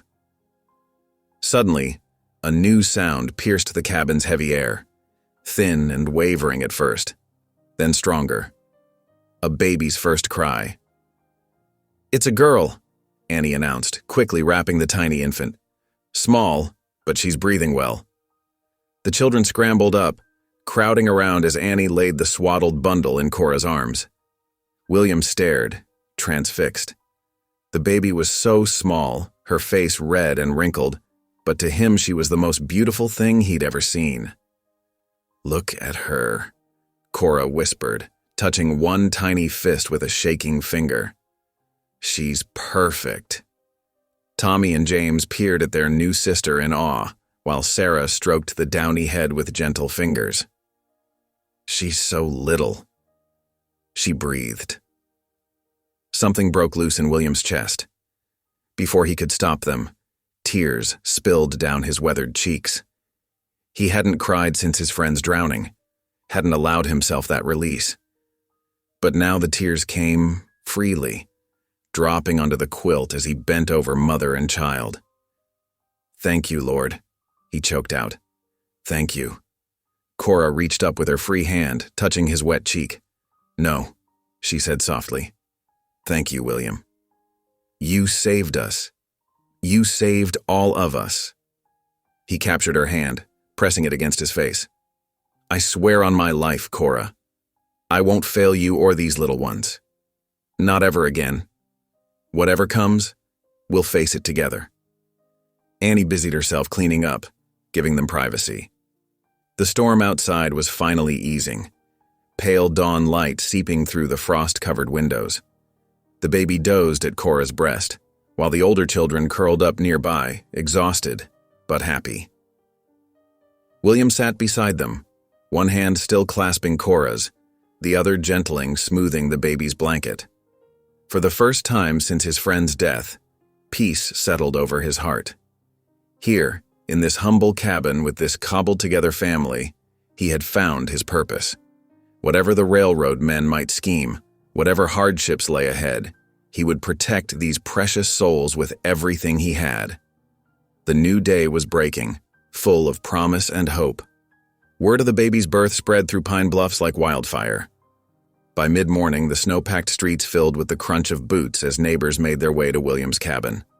Martha Jensen from the boarding house arrived first, carrying a stack of soft flannel blankets and a pot of beef stew. "For the new mama," she said, pressing them into William's massive hands. His eyes widened in surprise. "Much obliged, ma'am," he mumbled, awkward but grateful. Inside, Cora sat propped up in bed, the tiny newborn sleeping peacefully in her arms.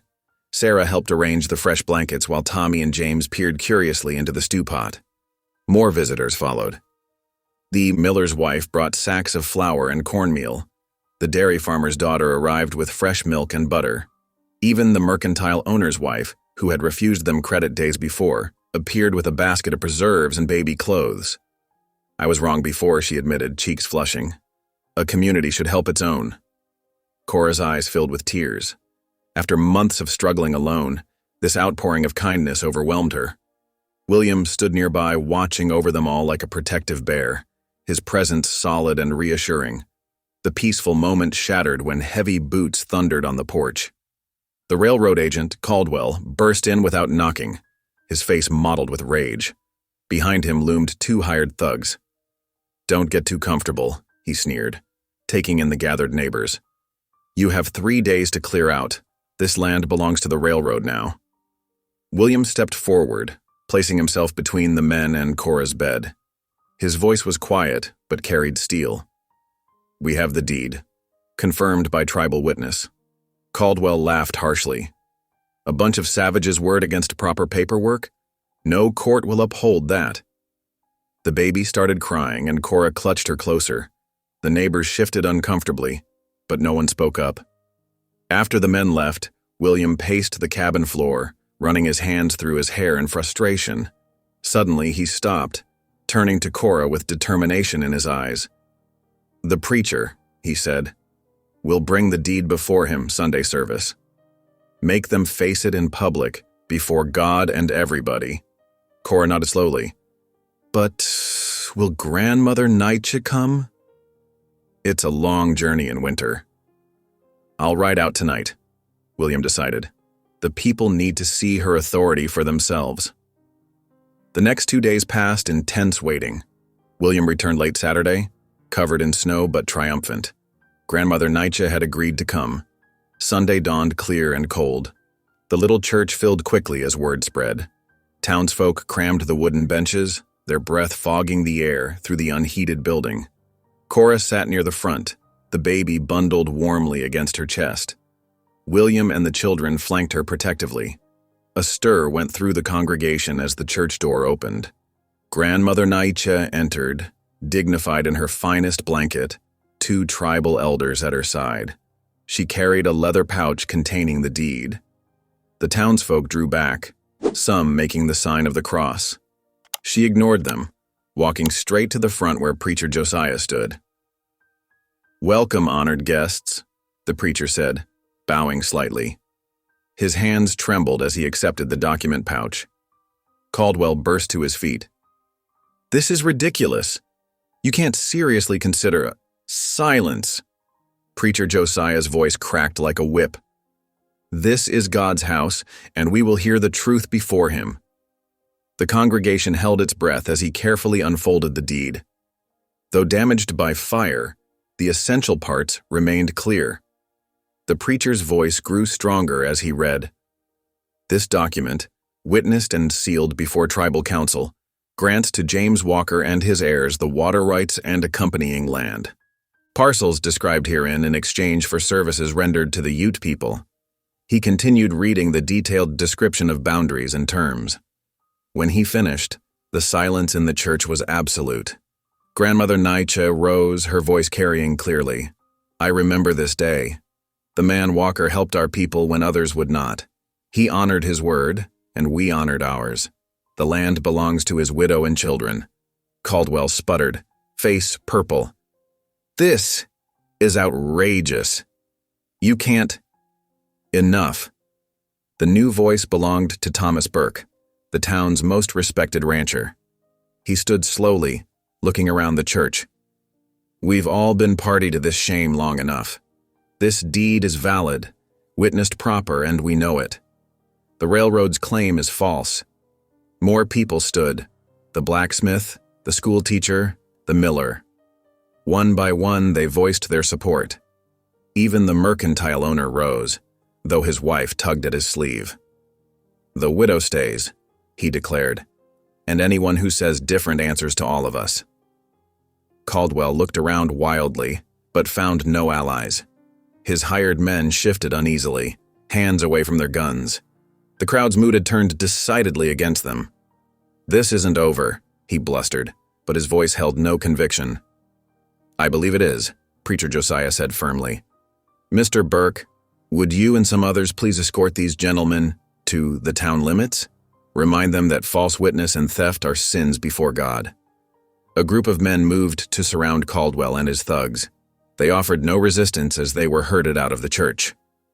William stood tall beside Cora's pew, one hand resting proudly on Tommy's shoulder, the other on James's.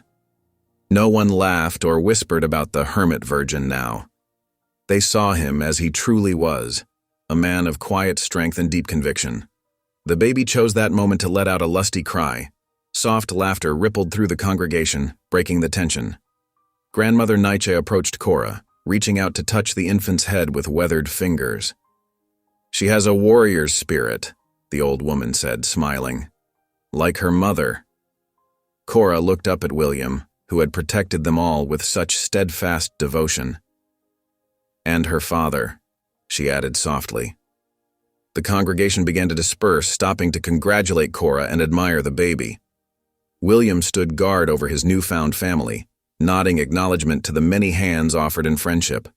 His eyes never left Cora and the children for long, as if still amazed by this precious gift he'd been given. The morning sun streamed through the church windows, catching the frost patterns on the glass. Outside, snow glittered on the pines, and the mountains stood eternal against the blue sky. Here, in this simple frontier church, justice and community had prevailed over greed. The railroad would need to find another route, one that didn't steal a widow's home or break sacred promises. Dawn broke over Pine Bluffs with promise in the air. The sound of wagon wheels and horses' hooves echoed through the streets as townspeople gathered tools and supplies. Word had spread quickly. Today they would begin rebuilding Cora's homestead. William stood in the early morning light, marking where the new cabin would stand. His massive frame cast a long shadow across the frost-covered ground. Already, he had cleared away the charred remains of the old structure, his hands bearing fresh calluses from the work. The first wagon arrived loaded with fresh-cut logs, followed quickly by others. Men from town climbed down, nodding respectfully to William. No one whispered or smirked now at the former hermit. They had seen his true character revealed in recent days. "Where do you want these, William?" called Tom Burke, the rancher who had stood up in church. William pointed to a cleared space. "Stack them there." "We'll start with the foundation stones." More townspeople arrived, women carrying baskets of food and children clutching smaller tools. The blacksmith brought his forge wagon to reshape old nails. Even the mercantile owner appeared with a wagon load of supplies, windows, hinges, and roofing materials. "Consider it my way of making amends," he said gruffly when Cora tried to thank him. William organized the workers with natural authority, directing some men to dig the foundation while others began stripping bark from logs. His deep voice carried across the worksite, giving clear instructions without pride or harshness. Cora watched from a shaded spot where she sat nursing the baby. She noticed how the other men listened when William spoke, how they followed his lead without question. This was a side of him she hadn't seen before, capable, confident, yet humble in his strength. The morning progressed as stone was laid for the foundation. William worked alongside the others, his shoulders straining as he carried massive rocks. Sweat streaked his face despite the cool air, darkening his shirt. Several times Cora found her gaze drawn to him, feeling an unexpected flutter in her chest. The women had set up a cooking area, with several fires going. The smell of coffee and baking bread drifted across the worksite. Children darted about, carrying water to the workers or gathering smaller stones for the hearth. "Mama, look!" Tommy called out, proudly showing her a smooth river rock he'd found. "Mister, William says it's perfect for the fireplace." James and Sarah also helped, their small hands working seriously at tasks William had given them. Cora noticed how he always found ways to make them feel useful without overtaxing them. Her children had taken to him completely, no longer shy or uncertain in his presence. By midday, the foundation was complete, and the first logs were being notched and fitted. The sound of axes and saws filled the air, punctuated by calls between workers. William moved from group to group, checking joints and adjusting alignments with experienced eyes. "Never seen a cabin go up so fast," remarked the preacher, who had arrived to help. "The Lord's hand is surely in this work." As afternoon shadows lengthened, the frame of the new cabin began to take shape against the sky. The basic structure rose steadily, each log carefully placed and secured. William supervised every detail, especially the crucial roof beams that would need to support heavy snow loads. Women began setting out supper as the day's work wound down. Long tables had been arranged, loaded with steaming dishes, stews, bread, pies, and more. The whole community gathered, dusty and tired, but satisfied with their progress. William stood awkwardly when the preacher asked him to say a few words before the meal. He cleared his throat, clearly uncomfortable with being the center of attention. I ain't much for speeches, he began, his deep voice rough with emotion. For years I thought myself useless, hiding away in my cabin. Reckoned God had no purpose for someone like me. He paused, looking around at the gathered faces. But now I see different. The Lord had his plan all along. He made me strong so I could help others, made me alone so I'd be ready when this family needed me. Cora felt tears prick her eyes as William continued. I'm grateful to you all for helping today, for seeing past what I was to what God meant me to be. His voice grew husky. For letting me be part of something bigger than myself. Amen to that, brother. The preacher clapped William on the back, and others joined in with approval. And the man who had once been mocked as the hermit virgin now stood tall among them, respected and honored. As darkness fell, lanterns were lit around the worksite. Most townspeople headed home, promising to return the next day. A few men stayed behind with William to secure the day's work against weather. Later that evening, back in William's cabin, the children gathered around the fireplace as they had begun to do each night. The baby slept peacefully in Cora's arms while she sat in the rocking chair William had made her. Tell us a story, mister. William, Sarah pleaded. Please? William smiled shyly, settling his large frame onto a stool. Well, now, let me think. His face softened in the firelight as he began a tale about a young bear learning to fish for salmon.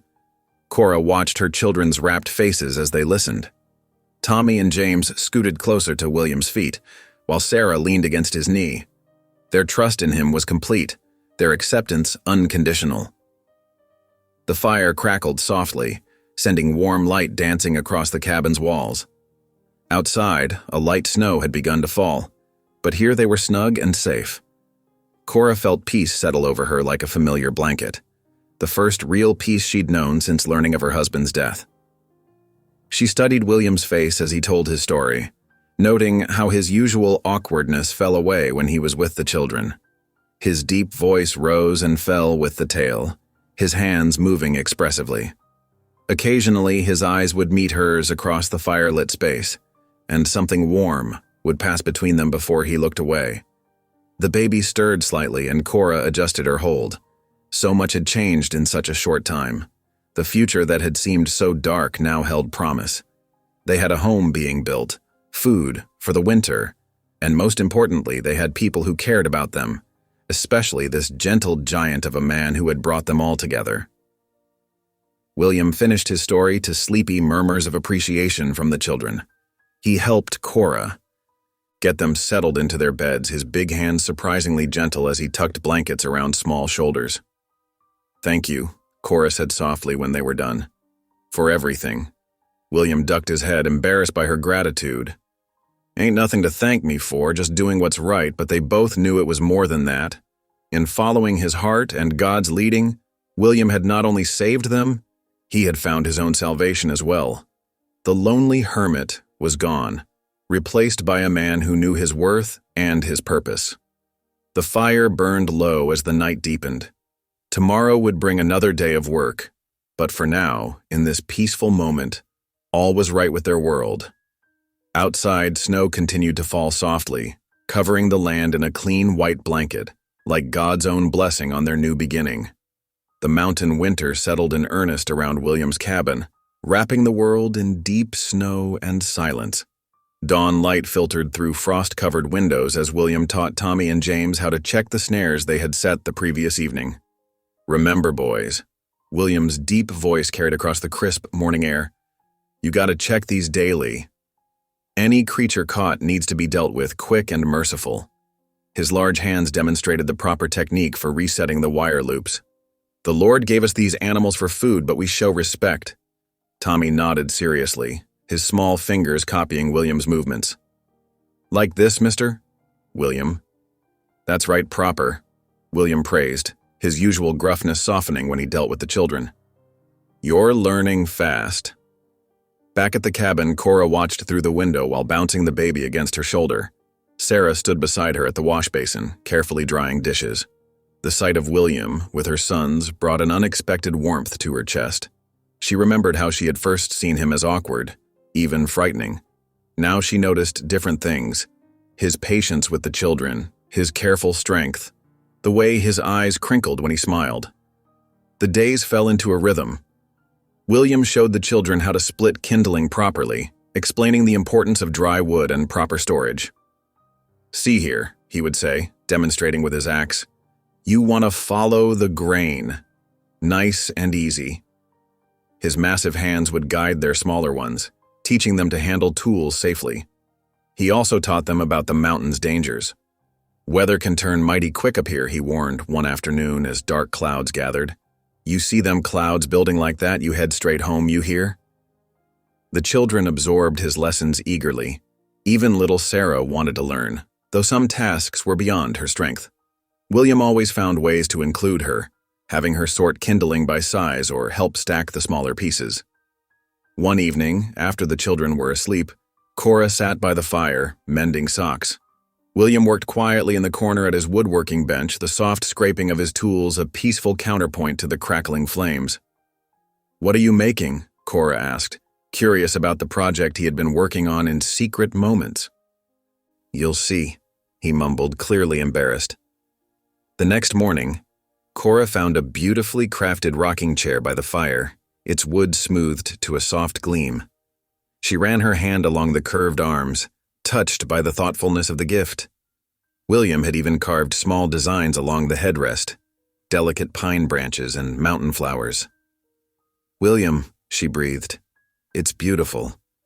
He ducked his head, cheeks reddening. "Figured you needed somewhere proper to sit with the baby." That evening, as she rocked gently in her new chair, Cora watched William teaching the boys to whittle. "I was wrong about you," she said softly. William looked up, confusion crossing his face. "Ma'am?" "When we first met, I thought—" She paused, choosing her words carefully. "Well, I misjudged you badly. You've been nothing but good to us." William's hands stilled on his whittling. "Never thought I'd have this," he admitted roughly. "A family, I mean. Always reckoned I'd live and die alone up here." He swallowed hard. "Your husband, Jake, he used to tell me I was missing out, hiding away from folks. Guess he was right." The peaceful rhythm of their days was shattered one morning when James woke coughing. By afternoon, he burned with fever, his small face flushed and sweating. Cora's heart clenched with fear as she bathed his hot forehead. "Mama," he whimpered. "My chest hurts." William paced anxiously nearby, his large frame making the cabin seem smaller. "He needs medicine," he said finally. "Doctor's got that new cough syrup that works so well." Cora looked up at him, tears in her eyes. "The town's half a day's ride in good weather. In this snow." "I'll go," William said firmly, already reaching for his heavy coat. "Got enough moonlight to ride by?" "William, no. It's too dangerous. The temperature's dropping fast." He paused at the door, his face set with determination. "Can't lose him, Cora. Won't stand by and watch another person I love suffer." Before she could respond to his unconscious admission, he was gone. Cora heard the jingle of harness and the muffled thud of hooves in snow as he rode away into the gathering dark. The night stretched endlessly. James's breathing grew more labored, his coughing deeper. Cora prayed constantly, dividing her attention between her sick son and the baby's needs. Tommy and Sarah huddled together in the corner, their faces worried. Just before dawn, when the cold was at its fiercest, they heard a horse approaching. William burst through the door in a cloud of frozen air, his face raw from cold but triumphant. Frost coated his beard and eyebrows, and he moved stiffly, but in his hands he clutched a bottle of medicine. "The doctor said give him 2 spoonfuls now," he managed through chattering teeth. "Then 1 every 4 hours." Cora hurried to dose James while Tommy helped William remove his frozen coat. His hands were frighteningly cold, the fingers white with frostbite. You need tending too, Cora insisted once James had taken his medicine. William shook his head. I'm staying with him till the fever breaks. He pulled a chair up beside the sick bed, his massive frame dwarfing it. You? Rest a spell, I'll watch him. Through the rest of that long day and into another night, William kept his vigil. He spooned medicine carefully into James's mouth at the proper times, bathed his hot face, and murmured encouragement when the coughing fits came. His own discomfort seemed forgotten as he focused entirely on the sick child. Slowly, James's fever began to fade. His breathing eased.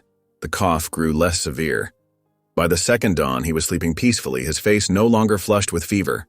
Cora, who had dozed fitfully in her rocking chair, woke to find William still at his post, gently holding James's small hand in his massive one. The sight brought tears to her eyes. You saved him, she whispered. William looked up, exhaustion evident in his face. Couldn't bear to see you hurting. Any of you. His voice was rough with emotion. These young'uns, they mean everything to me now. Cora moved to stand beside him, placing her hand on his shoulder. You're already their father in every way that matters, she said softly. Have been for a while now. William's eyes filled with tears. He covered her hand with his own, and they stood together in the quiet morning light, watching James sleep peacefully. Outside, snow continued to fall, but inside the cabin, their family was whole and healing. Tommy and Sarah, who had been watching quietly from their bed, crept over to join them. William gathered them close with his free arm, and Cora felt something settle in her heart, a certainty that this man, who had once seemed so foreign to her, was exactly where he belonged. The baby chose that moment to wake, demanding attention with lusty cries. William rose stiffly to fetch him, handling the infant with practiced gentleness despite his still healing hands. He brought the baby to Cora, then resumed his seat by James's bedside, as natural as if he had been doing it all his life. The first hints of spring whispered through pine bluffs as patches of earth emerged from melting snow. The air carried the fresh scent of awakening things, wet soil, new grass, and mountain wildflowers pushing through the last stubborn drifts. Against this backdrop of renewal stood William and Cora's newly finished cabin, its sturdy logs golden in the morning light. Moving day dawned clear and bright. Wagons rattled up the muddy road, carrying neighbors who had come to help. Women brought covered dishes and quilts, while men hauled furniture and crates. The cabin stood proud on a gentle rise, smoke curling from its stone chimney like a welcome banner. Cora stood on the porch, her baby son Daniel cradled against her shoulder, watching the activity with tears shining in her eyes. The cabin before her was everything she had dreamed of during those desperate days in winter, a real home, built with love and care. William had overseen every detail, from the tight-fitting logs to the smooth plank floors. It's perfect, she whispered, bouncing Daniel gently as he cooed. The baby had grown strong over the winter months, his cheeks now plump and rosy. He reached out with tiny fingers toward the new wooden railings William had carved with. Simple but beautiful patterns. Sarah tugged at Cora's skirts. Mama, come see my room. Papa William made me a special shelf for my dolly. Cora's heart warmed at hearing Sarah call William Papa. It had started naturally among the children over the winter, and William's face still lit up every time he heard it. She let Sarah lead her inside, where the morning sun streamed through real glass windows, a luxury William had insisted upon. The main room welcomed them with the rich scent of fresh-cut pine. A massive stone fireplace dominated one wall, its hearth already swept and ready for its first fire. William had built in clever touches everywhere: hooks for hanging clothes, shelves for Cora's precious few books, and a special corner where the children could store their toys. "William?" Cora called out, hearing movement in one of the back rooms. "In here," his deep voice responded. "Got something to show you all?"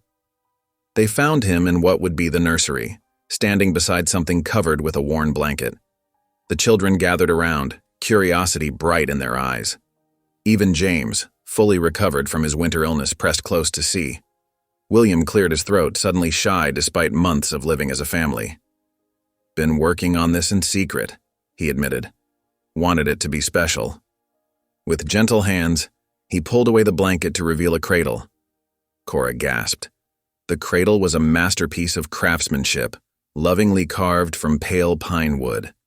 Delicate vines and leaves wound around its sides, and the headboard bore a perfect rendering of mountain flowers, the same ones that had decorated Cora's rocking chair. "Oh, William," she breathed, running her fingers over the smooth wood. "It's beautiful." The children crowded around, exclaiming over every detail. Tommy pointed out the tiny birds hidden among the carved leaves while Sarah traced the flowers with careful fingers. "Look, Mama, they're like the ones Papa William showed us last summer." William shuffled his feet, pleased but embarrassed by their reaction. "Figured the little fellow needed a proper place to sleep," he said gruffly, reaching out to touch Daniel's downy head. "Something he can pass down to his own young'uns someday." The rest of the day passed in a blur of activity. Neighbors helped arrange furniture, hang curtains, and stock the root cellar with preserved foods. The children raced from room to room, claiming spaces and discovering new details William had included just for them. A special shelf for Tommy's whittling projects, a low window seat where Sarah could sit with her dolls, a sturdy desk where James could practice his letters.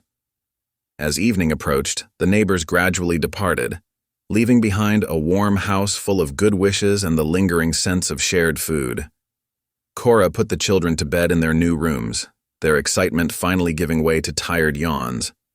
She tucked them in with extra care, knowing this first night in their new home would stay in their memories. After settling Daniel in his cradle, Cora found William still awake, standing by the fireplace. The flames cast dancing shadows on his face as he stared, into their depths lost in thought. He had removed his coat and his shirt sleeves were rolled up, showing arms strong from months of working with axe and saw. "Thank you," Cora said softly, moving to stand beside him. "For everything. This home, the children's happiness. All of it." William turned to face her, his expression serious. "Cora," he began, then stopped, struggling with words. He reached into his pocket and withdrew something small. "Been carrying this for a while now, waiting for the right moment." In his palm lay a simple gold ring, worn smooth with age. "Was my mother's," he explained roughly. "Only thing I have left of her." Cora's heart began to pound as William took a deep breath and continued. "That day in the church when I stood up and made that declaration, I meant every word. Not just about raising your children, but about having more. About being a real family." His voice grew hoarse with emotion. "I know I ain't much. Just a mountain man who didn't know how to talk proper to folks till you came along. But I love those children like they're my own flesh and blood." He met her eyes directly, his own filled with a desperate hope. "And I love you, Cora. Not just because you needed protecting, or because I made a promise to Jake.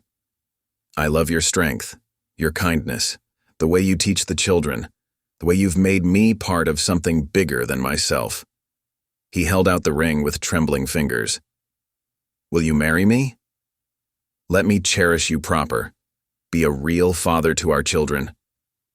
Cora felt tears spill down her cheeks as emotion overwhelmed her. The months of watching William with her children flashed through her mind, his patient teachings, his gentle strength, his awkward but sincere devotion. She remembered his determination to save their land, his night ride through the storm to fetch medicine for James, the countless small ways he had shown his love without words. "Yes," she whispered, her voice breaking. "Yes, William." His hands shook as he slipped the ring onto her finger. It fit as if it had been made for her. William gathered her close, his embrace careful despite his massive strength. Cora pressed her face against his chest, hearing his heart thundering beneath his shirt. "Never thought I'd find this," he murmured into her hair. "A woman who'd see past my rough ways. A family to call my own."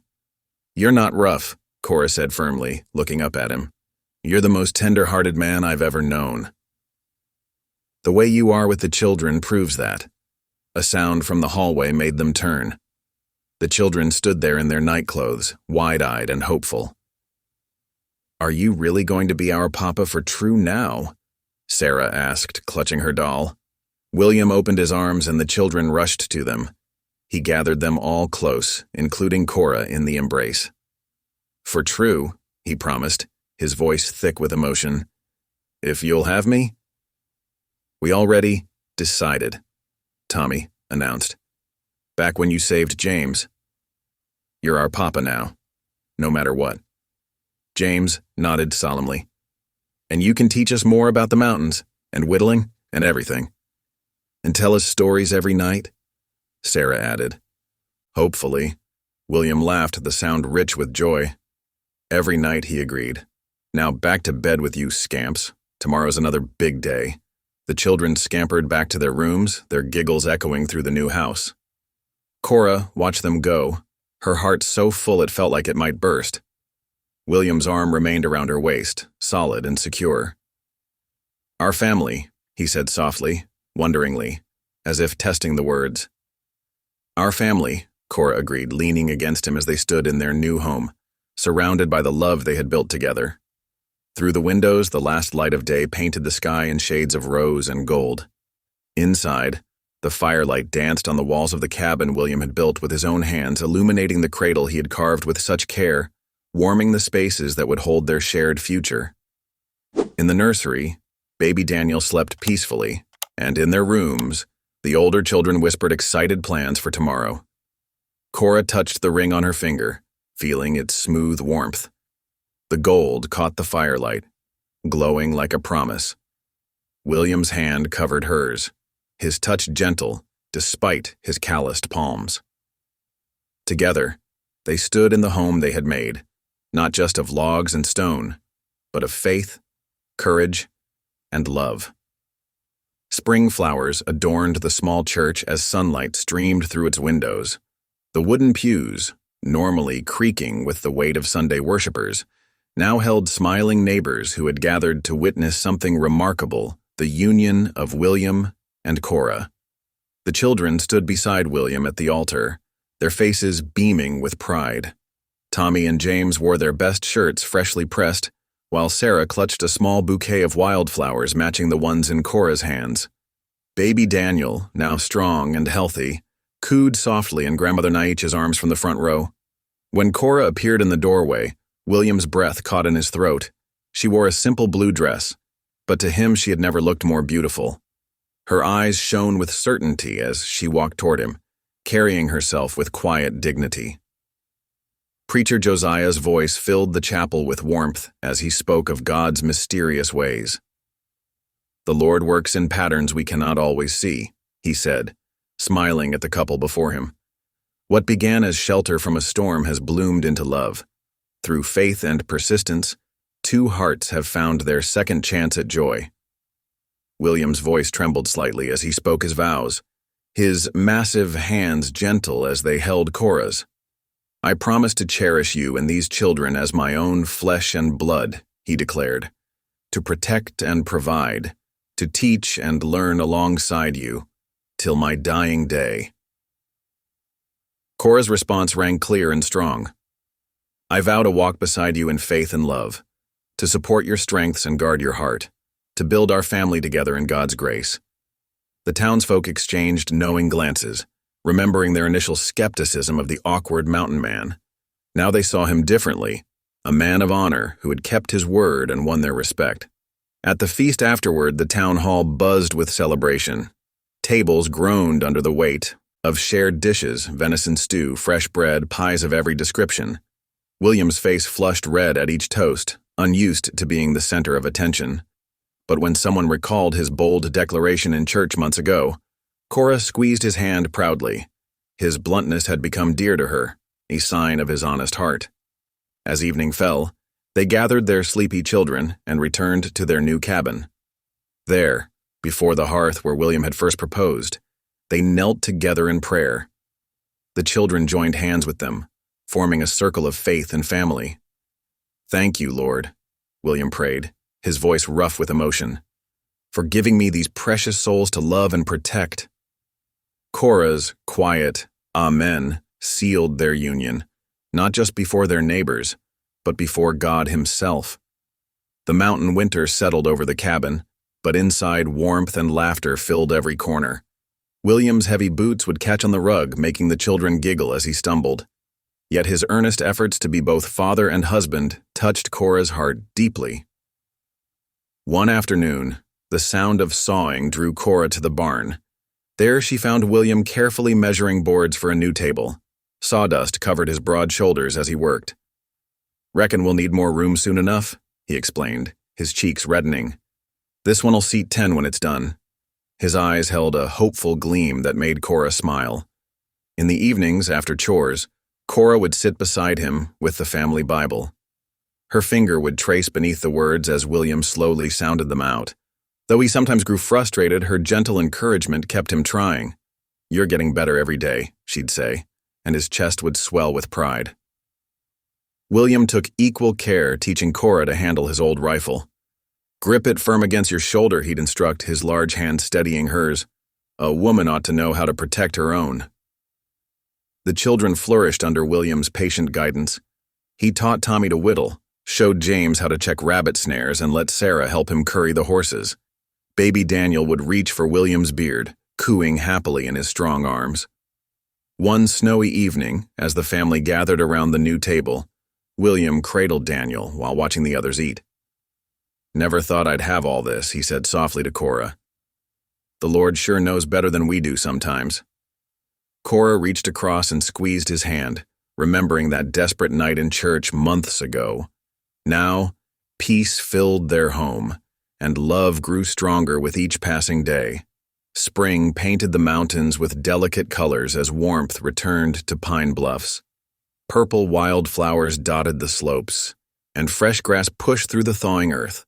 Behind their sturdy cabin, Cora knelt in the fresh-turned soil of her small garden, carefully planting the seeds that would feed their family through next winter. Near the creek, William's deep voice carried on the breeze as he showed Tommy and James how to tie fishing line. "Easy now," he instructed, his large hands gentle as he guided their smaller ones. "The trout won't bite if you splash too much." Sarah watched from the bank, gathering pretty stones and asking endless questions about the fish. Easter Sunday dawned bright and clear, the family dressed in their best clothes, William awkwardly wearing the new shirt Cora had sewn him. Baby Daniel, now crawling and babbling, wore a tiny suit that made William's eyes mist with pride. The church buzzed with welcome as they entered. No longer were there whispers or sidelong glances, only warm greetings and genuine smiles. Preacher Josiah's sermon spoke of renewal, of God's promise in every fresh leaf and newborn lamb. "The Lord blesses us with new life," he declared, reminding us of his endless love. Cora's hand found William's, squeezing it meaningfully. He glanced down, noting the secret smile playing at her lips. That evening, after the children were tucked into bed, Cora led William to their porch. Stars dusted the dark sky as she took both his hands in hers. "The Lord has blessed us again," she whispered. "We're going to have another baby."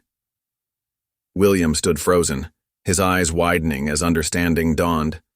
Then joy broke across his face like sunrise. Tears spilled down his cheeks as he remembered his bold declaration months ago in church. 5 more children he'd promised. Laughing softly through his tears, he raised her hand to his lips, kissing it with reverent tenderness. Summer settled over Pine Bluffs like a warm blanket. The mountain air hummed with buzzing bees and birdsong. Around William and Cora's cabin, life flourished in every corner.